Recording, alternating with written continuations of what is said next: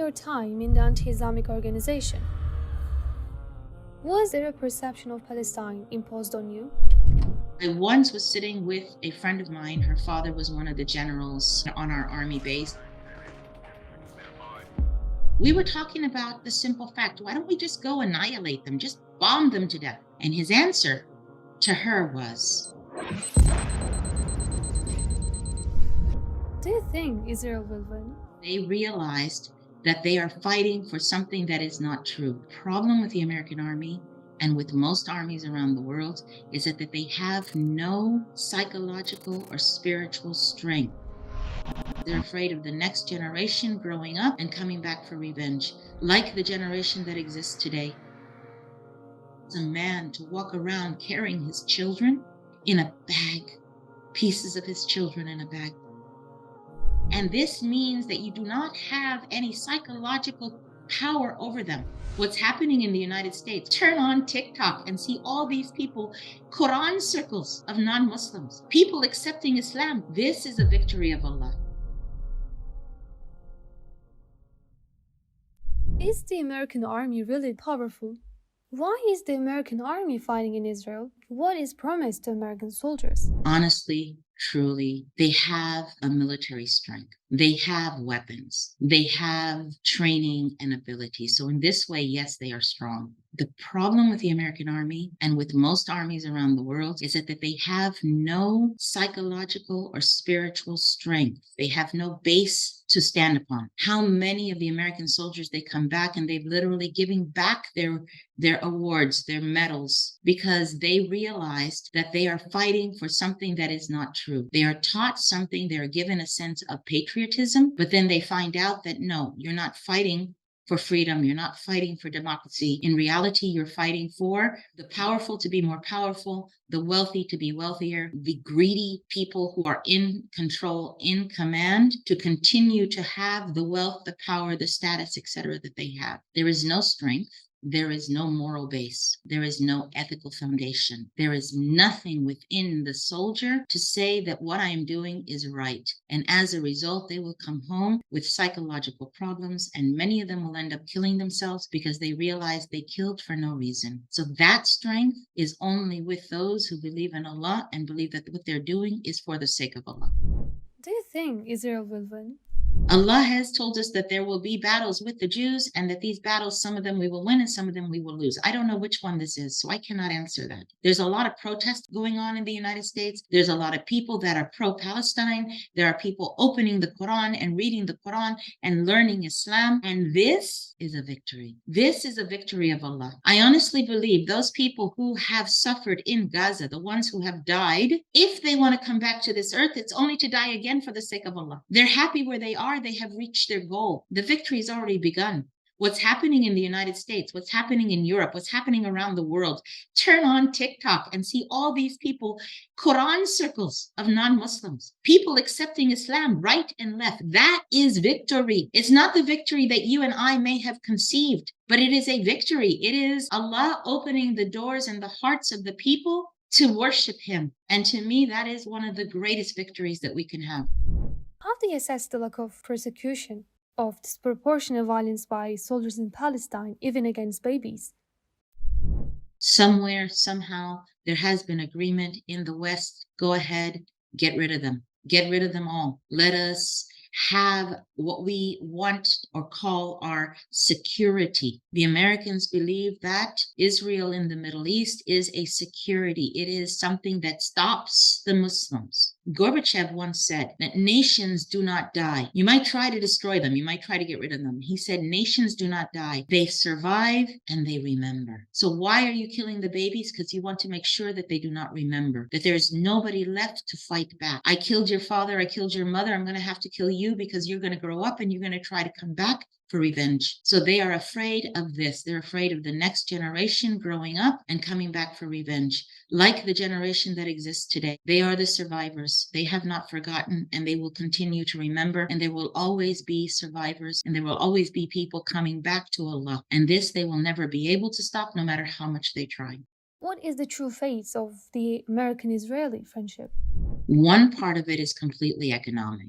Another political thing is that The Israeli Zionist lobby is very strong in the United States, and it's anybody who is political and has said anything against the Zionist entity, against Israel, against the Jews. If you say anything against them, they literally will destroy your political career. They will destroy your business. They make sure that nobody speaks against them, and they have the money, they have the media campaign, they have everything that they need, and it's been in effect for a very long time. For, I would say over 100 years, they have been working upon this. And that is a second level. A third level for the religious Christians and the religious Jews, there is, of course, the idea of the return of the Messiah. I don't consider it between the Christians and the Jews a friendship, but more frenemies. In other words, I think both of them think that they're using the other. The Christians believe for Isa alayhi salam to return, like I said, that the temple has to be rebuilt.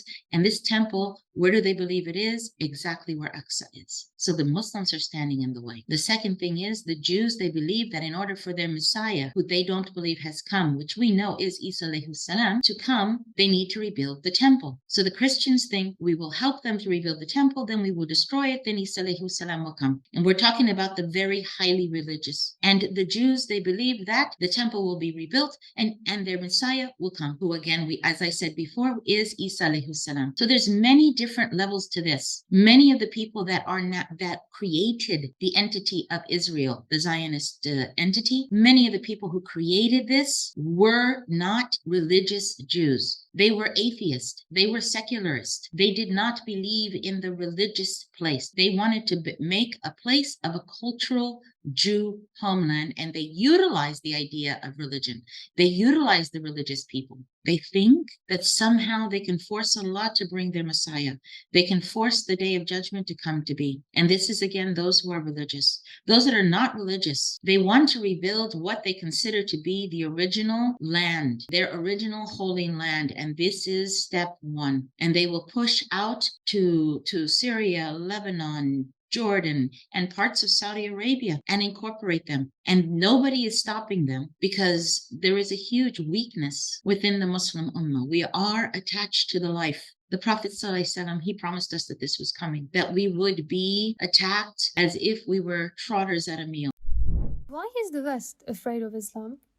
They recognize that when Muslims believe in Allah, when Muslims put their faith in Allah, when Muslims attach their heart to the akhirah, to the other world, and not to this world, they're undefeatable. I once was sitting with a friend of mine. Her father was one of the generals on our army base. She and I were in a classroom, and it was at a time when the Iranians had taken over the American embassy in Iran, and we were talking about the simple fact: why don't we just go annihilate them, just bomb them to death? I wasn't a Muslim. I didn't know Islam. And she said, I just discussed this with my father last night. And his answer to her was, when America and the West wants to destroy people, they make them afraid of annihilation. They make them afraid of death. The problem is that when Muslims have fear of Allah and they have faith and they have a belief in the afterlife and they want to reach the afterlife in a way that Allah is pleased with them, then they are ready to die for the sake of Allah. And this means that you do not have any psychological power over them. There is no terror. There is no fear. So you cannot control them. So your only recourse is to annihilate them. And they have tried so many different ways, trying to curtain them into what Lauren Booth calls a concentration camp, an open concentration camp, what is considered an open prison, into Gaza. They've tried everything that they can, and it's not working. And they now realize the only thing that will work is to get rid of every single Muslim on earth, starting with the ones that are in the way of their Messiah coming, starting with Gaza, starting with Palestine. In Europe, as you know, nowadays, the relevance of Islam has increased because of the persecution in Palestine. What do you think about this? Europe, there has been an uptick in interest about Islam. And in the United States, in South Africa, in Nigeria, in Japan, all over the world, there has been a desire to know, what is this religion that makes a person say, oh Allah, and not why Allah, why Allah? What is this religion that allows a man to walk around carrying his children in a bag, pieces of his children in a bag? What is this religion that allows him to do this while worshiping and praising Allah? People are curious. People are having their hearts open. They're opening the Quran. They're listening to subhanallah lectures about Islam. They're learning about this beautiful deen, and they are being guided by Allah as a result of all of this. Again, I believe this is one of the greatest victories of what's happening to the people of Gaza. He's bringing the people in droves. He's letting people know what is Islam. The march in Washington is something unprecedented. They haven't been able to get anywhere this many people together for one cause. The real, true victory is going to be the opening of the hearts and the growth of al-Islam and the knowledge in the people that Islam is true, that Allah is the one true God. La ilaha illallah. That is going to be the victory, as I said before. During your time in the anti-Islamic organization, was there a perception of Palestine imposed on you? Actually, the group had no connection that I know of to Palestine. It wasn't something that I talked about. However, during my studies at the university, we did take a lot of courses on the Israeli-Palestinian issues, and we went over the history and so forth. So, what do you think about the misconceptions or stereotypes about Islam among the public that you would like to eliminate? I had the ability to clear up misconceptions about Islam. One of the first things I would do is, of course, I would try to get people to understand that Islam is not an oppressive religion, that Islam is not a religion where everything's forbidden, everything is not allowed, that you are stuck in this little cage and there's no happiness, there's no peace, there's no fun. This is not true. My cousin became a Muslim, and when he became a Muslim, he said, I never felt peace like the peace I felt the first time I prayed. I wish I had known about this before. Islam is a religion that, yes, there are things that are not allowed. There are things that we can't do, but they are things that lead to misery in this life, things that lead to problems. If you had a manual for the human body, if you had a manual for life, which is what I believe the Quran to be, it would be something that it tells you what is the best way to utilize this machine that is the human being so that you have the least amount of problems. I would like them to understand this part about Islam, to understand the brotherhood, the sisterhood, to understand the family life, to understand relationships between human beings, to understand that there are things that can harm us and we should avoid them. We should avoid those things that harm us. And the Quran is a manual on those things which will keep us safe, will keep us happy, will keep us at peace. That's the misconception I would love to take away from those who don't understand Islam. As someone who used to do an anti-Islamic work, what percentage of media coverage of Islam do you think is inaccurate?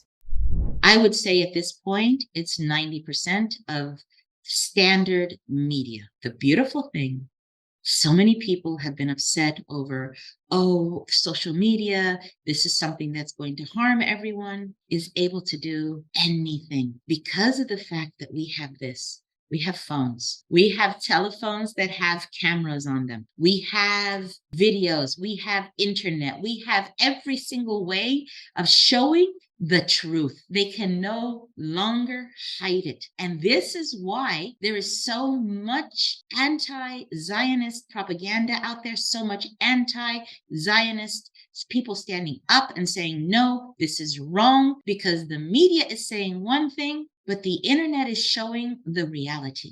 Allah has opened another door, another way. So I think that your normal media, most of them are lying. But alhamdulillah, there are other outlets now. There is a different ability to see the truth, and the truth is there, and the truth is easy to find, and the truth is, subhanallah, clear. People are seeing the reality. And again, that's one of the reasons why I think we have so many pro-Palestinians out there nowadays, why we have so many people turning to the Quran, so many people learning about Allah, about Islam, about the truth, about reality. And alhamdulillah Rabbil Alameen, this is something they will not be able to stop. This is something they will not be able to control, because they themselves opened the internet to be something for everyone, so that nobody can stop the flow of the information, nobody can stop the flow of truth, and the truth is out there, and it's clear, and alhamdulillah, it is the time.